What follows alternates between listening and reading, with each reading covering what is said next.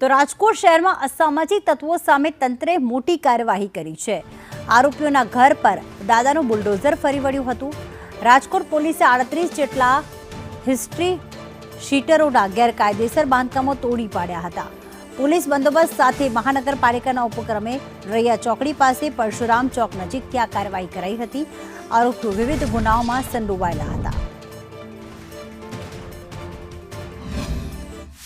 રાજકોટમાં અસામાજિક તત્વો ઉપર પોલીસ હવે તૂટી પડી છે। શહેરના અલગ અલગ વિસ્તારની અંદર આવેલા અસામાજિક તત્વોના રહેઠાણો ઉપર બુલડોઝર ફરી રહ્યું છે। આપણી સાથે ડીસીપી જગદીશ બાંગરવાલ છે। સર, કયા પ્રકારની કાર્યવાહી કરવામાં આવી રહી છે? માનનીય એચએમ સર અને માનનીય ડીજી સર દ્વારા અસામાજિક તત્વોની યાદી તૈયાર કરી એમના ગેરકાયદેસર દબાણ દૂર કરવા માટે, ગેરકાયદેસર વીજ કનેક્શન કાપવા માટે અને સરકારી જગ્યા ઉપરના દબાણ દૂર કરવા માટેની સૂચના આપવામાં આવેલ હતી।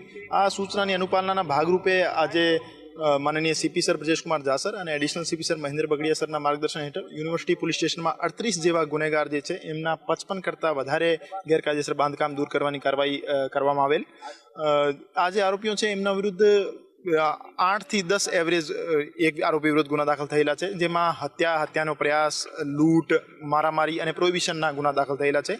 ભવિષ્યમાં પણ જે વારંવાર ગુના કરવાની ટેવવાળા આરોપીઓ છે એમના વિરુદ્ધ પણ આ જ રીતે કાર્યવાહી કરવામાં આવશે। તમામ પ્રિવેન્ટિવ મેજર્સ લઈ લેવામાં આવેલ હતા, એના કારણે કોઈ વિરોધ જેવી અત્યારે એક્ટિવિટી દેખાતી નથી અને ભવિષ્યમાં પણ આ જ રીતે જે સરકારી જગ્યા છે આમાં પણ દબાણો દૂર કરવાની કાર્યવાહી આ જ રીતે ચાલુ રહેશે।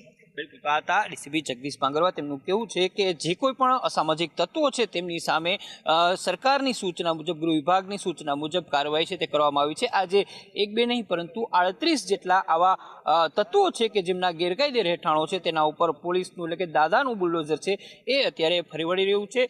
શહેરના રૈયા વિસ્તારના આસપાસના વિસ્તારની અંદર આ સરકારી જમીન ઉપર આવેલા દબાણો હતા કે તેમને પોલીસ બંદોબસ્ત હેઠળ જમીનદોસ્ત કરવામાં આવી રહ્યા છે। કેમેરામેન માધવ ભટ્ટ સાથે મયુર સોની, સંદેશ ન્યૂઝ, રાજકોટ। રાજ્યભરમાં અસામાજિક તત્વો ઉપર દાદાનું બુલડોઝર ફરી વળી રહ્યું છે ને રાજકોટના અલગ અલગ વિસ્તારની અંદર ચિહ્નિત કરેલા લગભગ 38 કરતા વધુ અસામાજિક તત્વો છે તેમના ગેરકાયદે રહેઠાણો છે તેના ઉપર અત્યારે શહેર પોલીસ દ્વારા બુલડોઝર ફેરવવાની કામગીરી છે તે કરવામાં આવી રહી છે।